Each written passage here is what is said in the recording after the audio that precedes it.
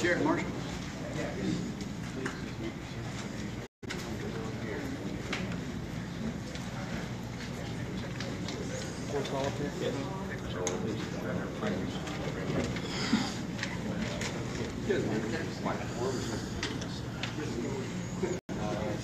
Hey guys, could we arrange these microphones somewhere so we push them off to the one side where we can at least have access to the podium somehow?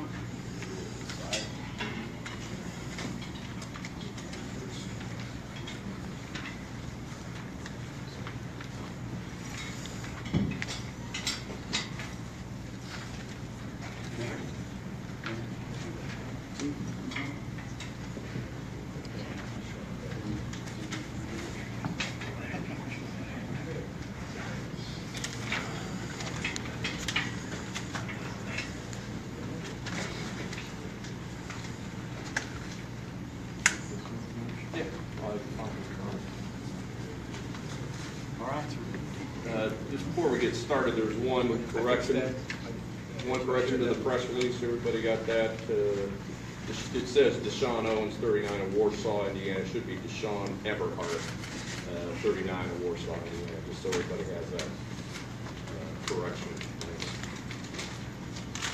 Good morning, everyone. I'm Josh Minkler. I'm the United States Attorney for the Southern District of Indiana. Yesterday at 6 o'clock in the morning, 130 federal agents, inspectors, troopers, deputies, and United States Marshals served search and arrest warrants at 13 locations. This was a culmination of an investigation combining federal, state, and local resources. It lasted a little bit over 4 months. It was an investigation brought to the federal authorities from the Kokomo Police Department into a violent drug trafficking organization in Kokomo, Indiana area. The operation name was Operation Law and Order. In our investigation, we identified a federal targets and identified a federal organization. The members of that organization you see to my right, their primary goal was to infest this community with guns, methamphetamine, heroin, cocaine, and fentanyl. The primary individuals indicted in a federal indictment are on the board in front of you. The indictment has been provided for you. Some of the principal and primary members of this organization include the leader of the organization, Reggie Ballantyne, also known as Pudge. Pudge was responsible for obtaining quantities of drugs, bringing those drugs into the Kokomo area, and in charge of the distribution operation. The source of supply for the drugs was also identified, individual from Macon, Georgia, Pierre Riley. Riley would send the drugs down to Reggie Ballantyne, also known as Pudge, using couriers. Reggie Ballantyne had a couple of lieutenants, right-hand men. Michael O'Bannon was identified as one of those, also known as Lunchy, and Perry Jones. Those individuals are identified in the indictment as primarily responsible for the distribution of controlled substances here in the Kokomo, Indiana area.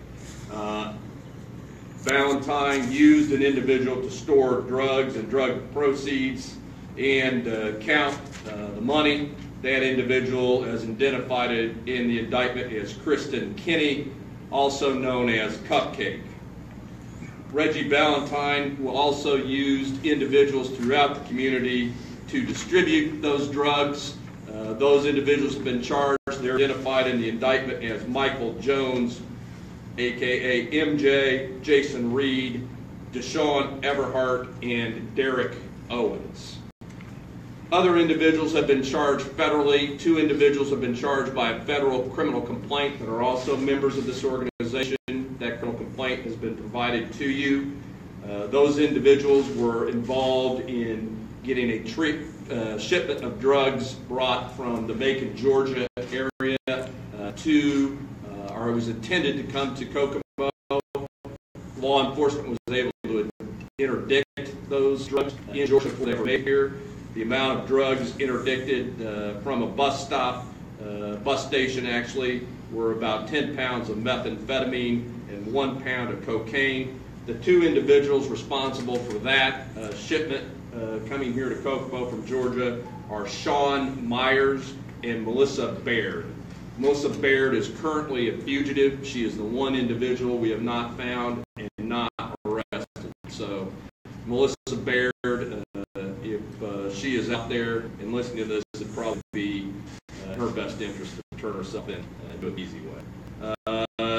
Also indicted for activities in this drug trafficking organization is an individual named DeAndre Jones. DeAndre Jones was a heroin dealer for this organization, and in December and January dealt heroin while armed. Those are the individuals that are named and charged federally and have been taken into federal custody. As I mentioned, there were search warrants served. The search warrants that were served, federal agents, state troopers, local police found exactly what we expected to find, including large quantities of drugs, 17 pounds of methamphetamine, 2 pounds of cocaine, 2 ounces of heroin, 122 grams of fentanyl. Now I know 122 grams doesn't sound like a lot to people, but if people understand how lethal fentanyl is, a 1/10 of a gram is fatal. That's a fatal amount. So you can do the math when you're talking 122 grams of something where 1/10 of a gram could be fatal. That was recovered, as well as $37,000 in drug proceeds, all seized as a result of these search warrants. In addition to that, 24 guns were seized as part of these search warrants, including 2 assault rifles and a sniper's rifle. Federal law is pretty straightforward on gun possession. If you're a drug dealer, you're not allowed to possess a gun. If you're a convicted felon, you're not allowed to possess a gun. So all these guns were possessed illegally. They were illegally possessed guns under federal law. We also mentioned something about the way these arrests and searches were done. Yesterday, you all know this, no shots were fired, nobody was injured, none of the defendants, nobody from law enforcement, no citizens were injured. And this was a massive, and I mean massive, operation yesterday. So you should understand that. I'd like to make a couple observations for all of you, and then sort of recognize the fine group of law enforcement behind me who put this case together. As I stand here as the United States Attorney, under what many others have observed, there is a challenge in this community and a challenge to so many others. Drug dealers have chosen, for whatever reason, to make their business, to set up their businesses in India. And consequences we've seen in this state. And I would say that everybody in this room, I'd be surprised if there's somebody that doesn't, everybody in this room knows somebody, a relative, a friend, an acquaintance that has been impacted by drugs. They know family members, they know friends, they know people that have been hurt by drugs and drug addiction. Drug overdoses in this country are more than 64,000. Drug overdoses are the leading cause of death for people under 50. That is as big a challenge as federal, state, and local law enforcement can have. and federal, state, and local law enforcement must work together to respond to that challenge.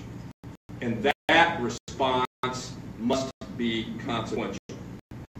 Law and order, this operation, we used massive federal resources. No expense was spared to target these individuals. And the response was consequential. And what the price that these individuals will pay for setting up their business in this district must also be consequential. The drug penalties in this country are harsh in federal court, and they are necessarily harsh. First offense, 10 years to life. Mandatory minimum of 10 years. That's for your first offense. Second offense, 20 years to life. Let me explain to you what it means to go to federal prison. When you go to federal prison, you go to Yankton, South Dakota. You go to California. You don't go to some community corrections halfway house. You are inside a wall. Third offense for drug trafficking, federal prison, life without the possibility of parole. Life in federal court is life. You show up to federal prison, you fill out a form that says, when you die, where do you want the remains to go? Those are the consequences for drug trafficking. The consequences must be harsh to end this problem, and they must be necessarily harsh. Indiana and the Southern District of Indiana will be the most inhospitable place in this country to deal drugs, and that will turn this crisis around. And let me make it clear, and this is my second point. The individuals that are charged, the individuals on this board, are drug dealers. They are not drug addicts. These are defendants that are charged that are making money. They are making blood money off of drug addicts. If you have a drug addiction problem, our message has always been very simple. Get treatment. If you are dealing drugs, making this blood money, infesting our communities with addiction, you will pay a price, and that price will be harsh. That needs to be clear. Third message. There has been sort of a myth that's been circulated. People don't like the war on drugs, so they circulate a myth. That myth is this. Drug dealers are these benevolent, kindly individuals that are just trying to make money for their families. Nothing can be further from the truth. This is not Robin Hood and their merry group of men getting money from the rich and giving it to the poor. These are violent drug dealers. You can see the results of the search warrant. 24 guns. 24 guns taken off the street. Besides the devastating toll, and it's a devastating toll, that drug dealing causes through addiction and overdose deaths, drug dealing, drug trafficking is inextricably intertwined with the gun violence in our country and in this community. The two go hand in hand. Drug dealers cannot go to the police. They cannot go to the courts to resolve their disputes. And therefore, the drugs or the cash they possess must be protected by the credible threat of violence. Extreme violence if you don't pay. And that is why it's very common around the country to find drug dealers just like these guys, armed to the teeth. They're armed to the teeth with drugs to protect, with guns to protect their drugs and to protect their drug money. And that's clear in this case.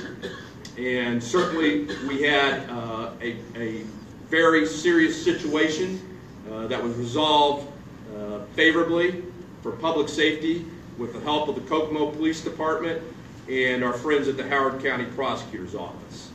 In late February and early March of 2018, Mr. Riley, the source of supply, Mr. Ballantyne, also known as Pudge, and Mr. O'Bannon, also known as Lunchy, believed that they had identified an individual in this community that was responsible for the theft of money and drugs. I'm not going to name that individual because of victims' rights, but they believed they had identified that individual.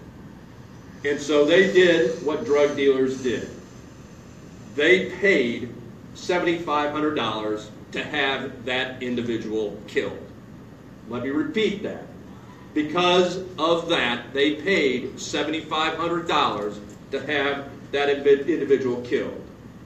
They hired 2 hitmen, as disclosed in federal documents, from Georgia to come to Kokomo to have that individual killed. Law enforcement did what they always did, and they intervened.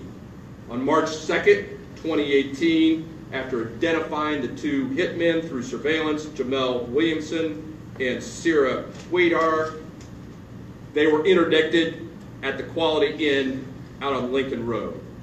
O'Bannon, the individual on this board, had $7,000. That was partial payment to be made for the murder for hire. Williamson, up here from Georgia. Quaidar, Q-U-A-D-I-R, up here from Georgia. Williamson had an active warrant for murder. He had a loaded 30-round magazine with him. And in the Quality Inn out at Lincoln Road where they were staying, they had 2 semi-automatic firearms. They had all black clothing, pants, shirts, hoodies, which they just purchased hours earlier at the Walmart. Of course, neither one was legally authorized to possess a firearm. $7,000 up here to take somebody out. Those things in their possession, I think you can do the math. I want to thank and publicly acknowledge the Howard County prosecutor for stepping in and charging both of those individuals for possession of firearms by serious violent felons. But I think the message is clear. Generally, drug traffickers are inextricably intertwined with the level of violence that you've seen in this community and we've seen all around the country. Clearly, here is the same case, and thanks to the quick and accurate action of federal, state, and local law enforcement combining their talents, serious violent crimes in this community were prevented. One other observation I want to make, and I made this a little bit earlier, and that's about the professionalism of law enforcement in Indiana. I've described this organization. I think everybody is now getting the picture of what law enforcement had to deal with. Drug traffickers with criminal histories that were armed. They were arrested. Not one shot was fired. Nobody was hurt. I think if you look at the way this investigation was conducted, the Constitution of the United States of America was followed in every single case to the T. Judicial authorization was sought every time to do the techniques we did. Judicial authorization was sought to execute the search warrants that we executed. The individuals were charged after these facts that I've talked to you about were presented to a grand jury, a group of ordinary citizens, to decide whether we'd done the right thing and whether these people should be charged. The Constitution was followed. Nobody was injured. You can turn on the TV or open up the paper any time and hear stories about law enforcement misconduct. That's going to be on the front page. It's going to be the top story every time. This is a story which is clear, which has been my experience now being in law enforcement since 1989 in this community, and that is law enforcement does everything the right way. They do it professional and they follow the Constitution. And I think that should be noticed, appreciated, and commended in this community because you don't hear it enough. Nobody comes up to a police officer, a federal agent, a prosecutor and says, thank you for doing your job, and they should hear it because they did it in this case well. In fact, I'd say they did it exceptionally well. And the last thing I want to talk about is the team behind me. I talked about it a little earlier. I've been doing this since 1989. I've been in federal court since 1994. and the law enforcement teams that we have right now have never been better. And they need to be that good. As many of you know, we have huge challenges that we face. Challenges of gun violence in our communities that we've never experienced before. Challenges of overdose deaths, records that we've never faced before. And we have to have a great team to respond to those challenges. A lot of people are going to say these are intractable problems. They cannot be fixed. There's nothing we can do about it. These problems, drugs and guns and violence, they're out of control. Well, they're only out of control if people fail to control it. And we are not going to stand by on the sidelines and let these problems run out of control. We are going to control it. We are going to respond in a consequential way. And we believe cases like this, cases like we just did in this community, will make this community safer. It will be safer. It is safer today than it was yesterday.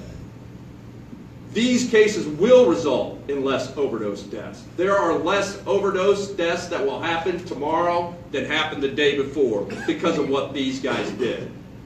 We believe gun violence will go down. And the reason it will go down is because of what these guys did. So we have the team in place to answer these public safety challenges. And we, this group right here, will make a difference for this community and for the Southern District of Indiana. So thank you very much. But I do want to take some time to recognize the fine group of federal law enforcement agents, state law enforcement, local law enforcement, and even elected officials who didn't have to support these efforts but supported it completely. So first I want to introduce the lead agency in this case, was the Drug Enforcement Administration, and the head of the Drug Enforcement Administration is the Assistant Special Agent in charge. He's the head of DEA for Indiana, Greg Westfall. Greg? So good morning, everybody. Mr. Mink was very thorough with his comments, so it's going to take me a minute time to go through. I think he got some comments. But first of all, first and foremost, it's been said, but I've got to say it from the lead law enforcement agency. Thank you to all my federal, state, and local partners. These type of operations cannot be done without their help, without their coordination, and without their willingness to bring investigations that they've already started and recognize that, hey, we could use the feds in this to help us get to a different level. And truly, that is the mark of professionalism. To know when to say, hey, you know what? We can do better. And so when we get in there that we can't arrest our way out of this problem, you're absolutely right. And we never intended to do that. But what we do is strategically and systematically pick out organizations such as this one and put them away. That's what we do. And that can't be done without our local law enforcement partners right there standing beside us. As Mr. Minkler stated, you know, this was part of an overall, what's called an OCDEF investigation. Organized Crime Drug Enforcement Task Force is what OCDEF stands for. The name, Law and Order, you have to pin an operation name to an OCDEF investigation. It was Law and Order. So, in the news last night, everybody wanted to know about the bright blue t-shirts. And here they are. And let me kind of tell you what the purpose of that is behind the bright blue t-shirts. On that morning, yesterday morning, at about 3 o'clock in the morning, we all gathered together as law enforcement. Some of us never even saw each other before. Some of us don't even know each other. So what do? How do we identify? Who's in charge? Those are all things that are planned out during operations like this. It came up by one of my group supervisors, John Grandine, who actually runs the group responsible for this investigation. He said, hey, look, it's going to be dark. We got to have somebody, we got to have everybody know how to recognize Who knows about the investigation? Because we had SWAT teams out there, everything else. Hey, let me tell you, SWAT teams go out, reasonably so. They're not meant to be seen in the daylight or in the darkness. They have to do things under the cover of darkness. These stand out. So all anybody ever had to do was look and say, where's the blue shirt? Okay, that person can answer a question. It's the only thing behind this shirt. I heard a couple comments on the news yesterday, and I just wanted to clarify that. But that was an ingenious thing by the group supervisor, because it made things go seamless. But the OCDETH program is DOJ's cornerstone project to fight organized crime and drug trafficking. And as Mr. Minkler stated, you know, over 130 professional law enforcement officers conducted an enforcement operation with not one law enforcement officer injured and not one defendant or individual or citizen injured or shot at. Not one shot was fired. It's pretty impressive. And that doesn't go unnoticed, and it should not, because that takes a lot of coordination by myself and Chief Baker. And we had a lot of midnight calls to discuss how we were going to accomplish this. Mr. Minkler hit on the fact that the CDC in 2016 reported over 64,000 drug overdose deaths. All right? In Kokomo, Indiana, your paper reported a record-breaking 44 drug overdose deaths here in Kokomo. Those were your statistics. The drugs attributed to this in that article range from heroin, methamphetamine, and synthetics such as spice. So you already heard the amounts of drugs seized in the investigation, and because of the tireless work of the investigators, those drugs were not allowed to poison your community. That's important. Did we take care of the drug problem completely yesterday? No, we never said we wanted to, or we want to, but we never said we would. This is a continued project, and we got to keep fighting. People actually, I heard a lot of other comments. How did this case begin? Maybe we can find out. Well, let me tell you how the case really actually began. I don't think I'm, giving up any trade secrets. This investigation, believe it or not, started out as a pharmaceutical pill case worked by our tactical diversion squad. Now, people will ask, what is a tactical diversion squad in DEA? This is an innovative technique that DEA management came up with to combine the skill set of a diversion investigator who is regulatory in nature and knows about registrants, and combine that with a special agent with the DEA. Use those skill sets and identify and focus on the registrants and those hospitals and those doctors of the pharmaceutical drugs that are being distributed in your communities. Well, guess what? What we found out during our venture with this, and this has been going on for a while, is that the street drug dealers understand the profit-making ability for pharmaceutical pill sales. Why do you think Indiana was #1 in 2015 for pharmacy robberies? Pills have value. There's other ways to get pharmaceutical drugs than to get it from a doctor. Those things are being curbed, and things such as the TDS squad are going to help us overcome this opioid epidemic. We're going to run into other cases, and I'm not going to pull that case from those guys to say, oh, this now focuses on methamphetamine. That's not fair. So that's how this works. That's how this is done. As Mr. Minkler stated, drug trafficking and violence go hand in hand, and investigations, this investigation particularly, prevented overdoses and acts of violence. This drug trafficking organization was structured like a cartel, all right, and operated domestically here in Kokomo, Indiana. And I want to make something else very clear, and that is this. This organization was obtaining methamphetamine, bulk amounts of methamphetamine and other drugs. And they were redistributing those drugs not only in Kokomo, but Indianapolis, Indiana, and as far west as Terre Haute, Indiana.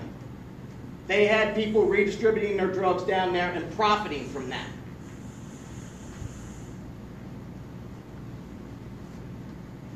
The drugs dealt, sold, transported, and seized in Kokomo, Indiana came from the Mexican cartel. No doubt about it. This was not domestically made methamphetamine. This came from south of the border, Mexican cartels. The way it was packaged, the way it looked, and the potency of it is all indicative of Mexican cartel dope. Here in Kokomo, people involved in this investigation used pharmaceutical fentanyl to make heroin stronger and to profit from that. Ladies and gentlemen, if you're not used to fentanyl, you're going to die. But if you can make a profit, that's what these individuals do. But because of this investigation, it was stopped. Here in Kokomo, we prevented convicted felons from continuing to traffic firearms. You already heard the number from Mr. Minkler. Our message is clear. The DEA and our partners will continue to utilize resources at our disposal to target the highest level violators. So, if you're an addict, I suggest you get treatment. I encourage you to get treatment. However, if you're a criminal drug trafficking organization who is exploiting the weakness of addiction, like this organization did, you're next. You'll be on our radar, we'll get you identified, we'll make a case, and we'll present it to the U.S. Attorney's Office. In closing, I want everybody to remember this. You know, we hear a lot of things. How do we overcome this? Law enforcement is only one piece of this very difficult problem. We need the community organizations to stand by us and replace the bad with good. So we've eradicated some people. Now put good back into these communities. And also help us. If you know people who are addicted to drugs, please help us get them treatment. Reduce the demand of drugs, which will reduce your violence, which will reduce your gun trafficking. Get them help. Get them help, please. So as I talk about community, let's talk about what was posted yesterday, and then I'll close it. This is what the community said about the operation yesterday. Great help came. Need more of this. Too many people are dying. This isn't coming from me. This is social media talking. The druggies picked the wrong town, for sure. Don't underestimate police officers. That's a big mistake. I'm happy that that is off the streets, and prayers to our officers and all involved. As a law enforcement officer that's challenged every day with the bad that you see, those type of comments make me focused, and we're going again. So thank you very much. Thank you to my partners. Thank you, Mr. Minkler.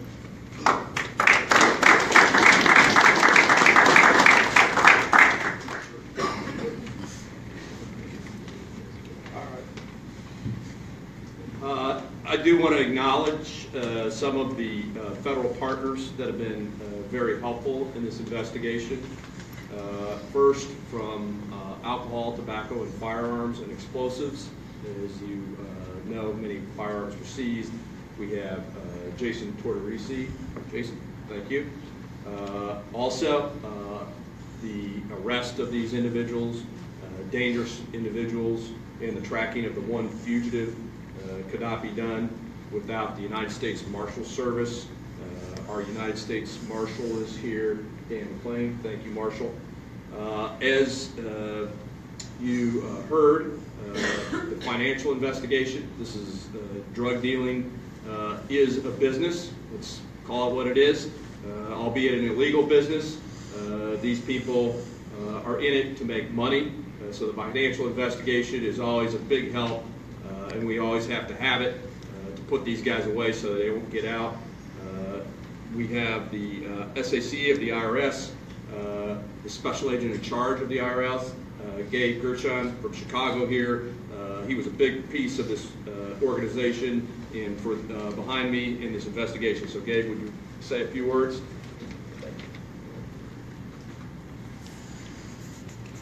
Good morning. Thank you everybody for coming. Wow, this is really a great example of what happens when we all work together. I'd like to echo a lot of the same things that Josh and Greg were saying. First of all, I'd like to thank the U.S. Attorney's Office and all the prosecutors. As you can tell, Josh is a very passionate prosecutor, and that really makes our jobs a lot easier. So thank you to Josh, and thank you to all the AUSAs that assisted on this investigation. Again, our federal agencies that helped, DA, the lead agency, also ATF, FBI, Marshal Service, Postal Inspection, who assisted in the takedown of this criminal organization. But also definitely would like to echo them in thanking the state and local agencies who helped. As it's been mentioned, this operation went down without anybody getting hurt, without any shots fired, and that's really a testament to the partnership that we have with our state and local agencies. The Kokomo Police Department was really instrumental in providing us assistance with this case, which is really goes hand in hand with making sure that these operations are executed safely. I'd like to thank all the IRS agents, both here in Indiana, as well as the agents in Georgia that assisted in this case. I'm proud to be here to represent the Criminal Investigation Division of the IRS. Our goal is to assist our partners in dismantling the organizations that profit from the sale of these dangerous drugs. As we talked about, why does this organization exist? They're here to make money. These are crimes of greed, these are crimes of profit, and that's why we're involved in this investigation. Our special agents with the IRS, they have the expertise to conduct financial investigations. We look at where the money came from to purchase these narcotics to begin with. What did they do to promote the activity? What did they do to fund their expenses? We look at all of that. What happened to the money after it was collected? Did it go to purchase assets? We'll look at that. We'll continue to look at that in this case. And we'll again work with our investigators to really trace the proceeds. We won't leave any stone unturned. We won't stop until we investigated every aspect of this investigation. Our agents are very thorough, and we will again continue to make sure that we're doing our part in this investigation. These drugs are very dangerous and they're poisoning our communities. Our goal, even though we do work on the financial component, our goal is to really be involved in every aspect of this case. These arrests should send a clear signal that we'll continue to work aggressively together to bring these criminals to justice. So, thank you. Thank you.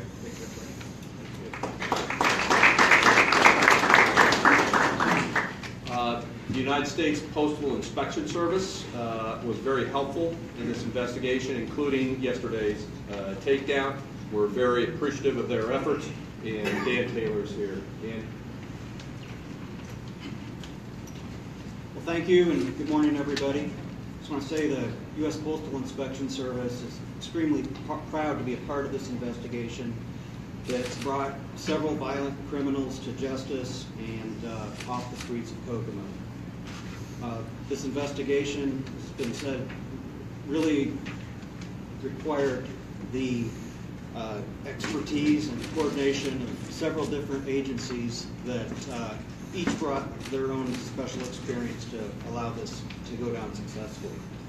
I just want to say that by utilizing U.S. Mail as part of their distribution network, these criminals caught the attention of postal inspectors who worked tirelessly until these activities were exposed. Citizens hold a sacred trust in the safety of the mail, and while these illegal shipments betray that trust, they're also putting postal employees and anyone else that comes across or handles these packages at risk. Postal inspectors will continue to stand in the gap to ensure criminals go elsewhere or risk being exposed, and that the U.S. mail remains safe for customers and employees alike. And just like to close again by appreciating all the cooperation between different agencies. So I think I've recognized all of our federal partners, and they did some really great work. I can tell you, I've been overseeing these investigations for a long time, and I can't remember one that started with a federal investigator. Almost every single one of them started and was brought to us and was assisted by state and local law enforcement. The state and local law enforcement here in Indiana is as good as it is in any state in the country. When I travel around the country and talk to other U.S. attorneys, they always ask me, who am I fighting with? Who am I arguing with? Who do I don't get along with? I'm like, everybody gets along. And they're like, what? But that's really the way things are done in Indiana. And we can't get it done without the state and locals. One thing that is sort of unique to federal investigation is that they are high risk because of the individuals we target, so people have to have some risk tolerance and some patience. It is not easy. It is difficult. We hope the payoff is worth it in the end, but you have to have the support in the community of your political leaders. In this community, federal law enforcement did have that support from their leader, and I just want to thank Mayor Greg Goodnight for that support and ask him for some remarks. Thank you, Mayor.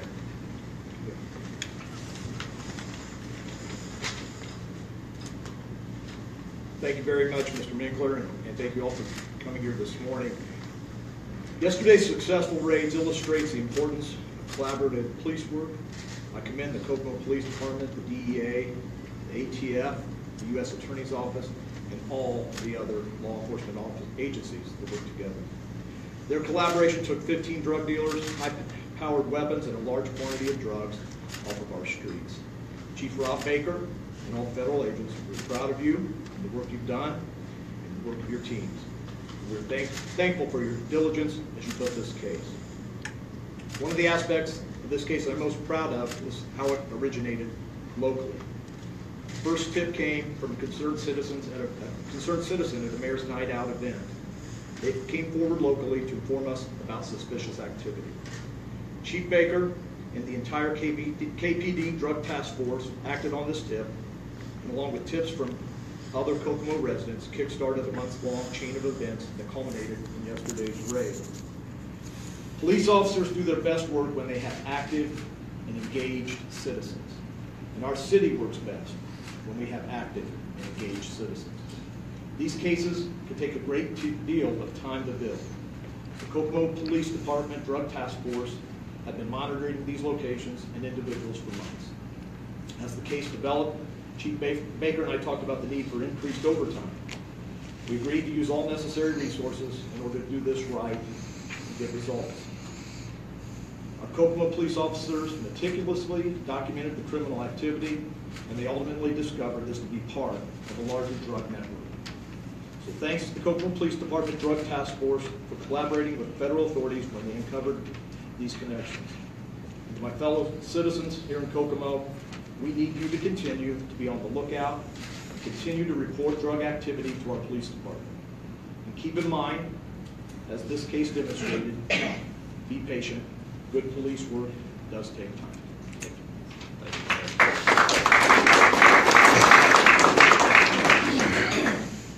So, as many of you probably from this area already know, Chief Robert Baker, sort of the star of this show. I'm happy to recognize him for the fantastic police work his police department did in recognizing this as a valuable case that needed federal involvement. Chief. Thank you, Mr. Minkler. I appreciate that. I'm not the star of the show. the citizens of Kokomo really were the star of the show. As the mayor stated, it was because of them, and they did not go out into their neighborhoods and turn a blind eye to this.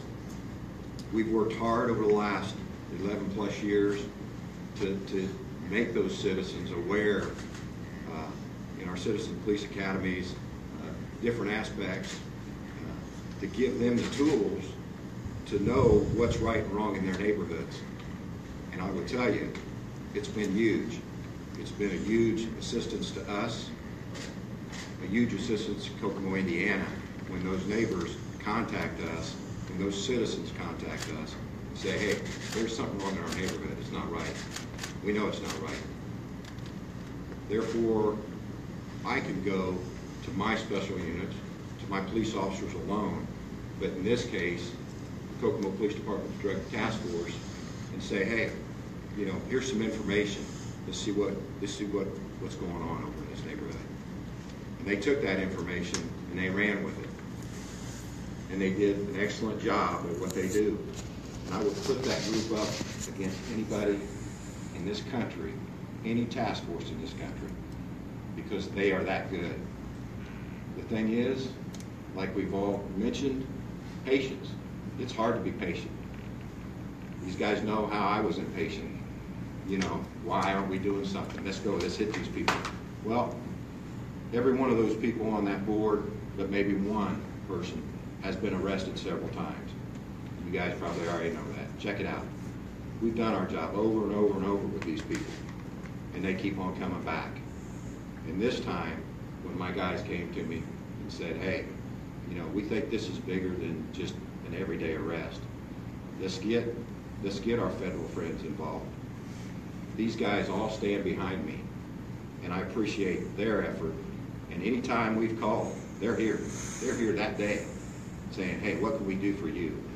And that's what you saw yesterday, what they did for us. I mean, yes, it was our initial investigation. My drug task force did a great job, and I can't commend them enough. But today, they're back out doing the same thing. And for those people, shame on them.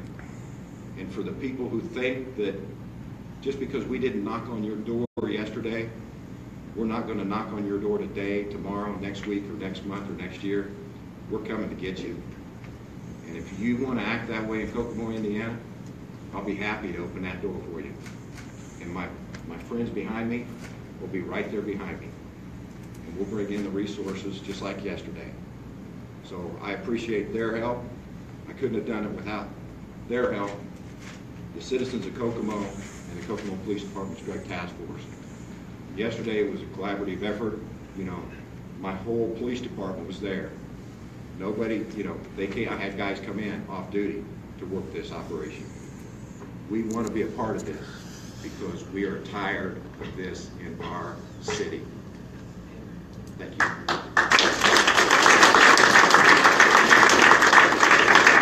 Thank you, Chief. Very much appreciated. As I discussed earlier, this was a massive federal investigation. A lot of resources were poured into it. Our goal, obviously, was to take this organization down top to bottom with strong cases. That sort of work sometimes takes time. It took 4 months. In the middle of this investigation, the city had a couple of black bag guys with guns who were up here to do some horrible things. And so we had to call for help.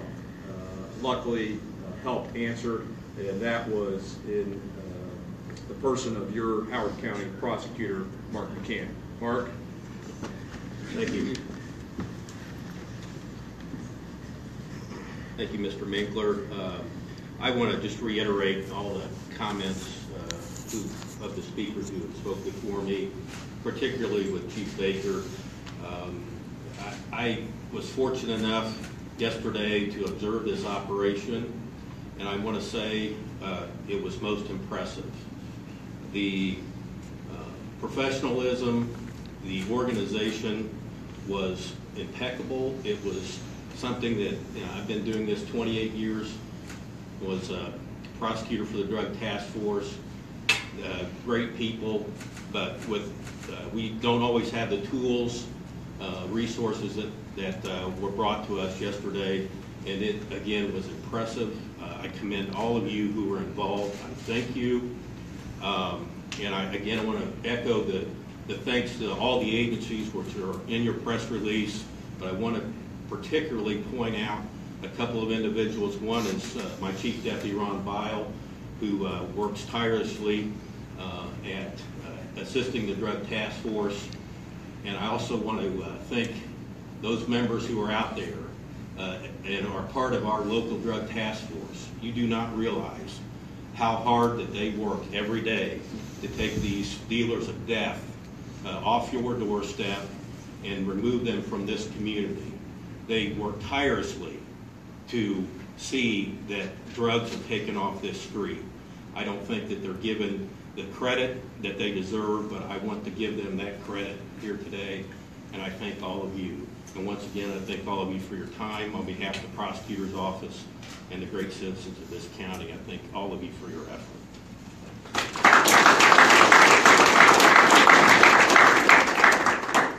I also want to recognize the Miami County Prosecutor Bruce Embry and his Chief Deputy Jeff Servicus for their help and assistance in this case. They're standing up here with me, and I appreciate their assistance, even though I probably didn't pronounce the last name correctly. Sigmans. Thank you. With that, we'll take some questions. Gavin. For the mayor or the police chief, you've got people here in this community who now have lost their drug dealer. What kind of an impact do you expect that to have on your community in the coming days? And what would you say to those people who are trying to buy drugs or addicts? Well, obviously, you know, the biggest thing is there is help out there. There's agencies out there that we can help these people. We've got 2 great hospitals. You know, if you're having problems, go there. If you're having problems, come and talk to us. We'll get you to that help. That's what I would say. But if you want to continue the criminal aspects of this, then we're going to get to that help too.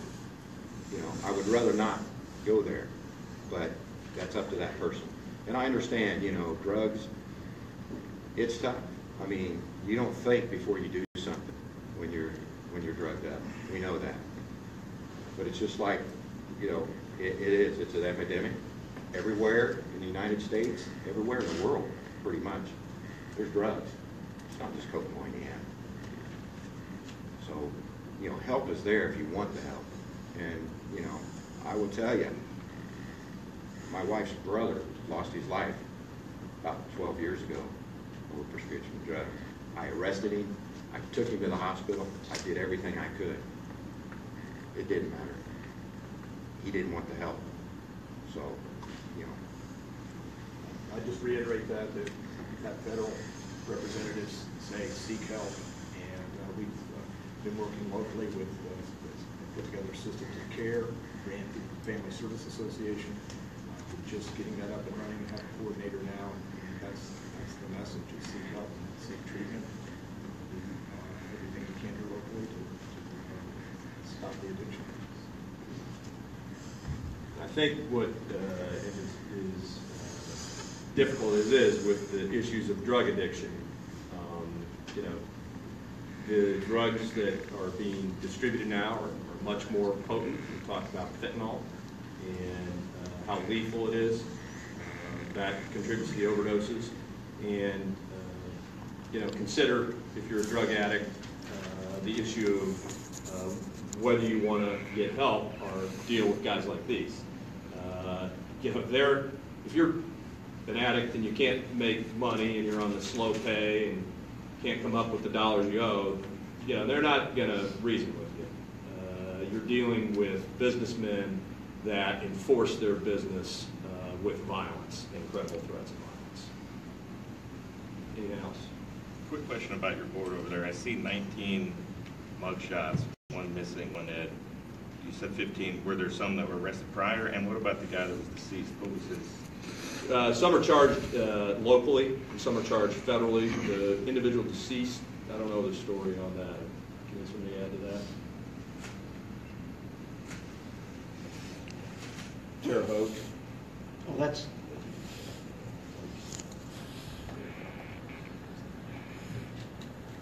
I don't know the backstory on that. We'll find out later.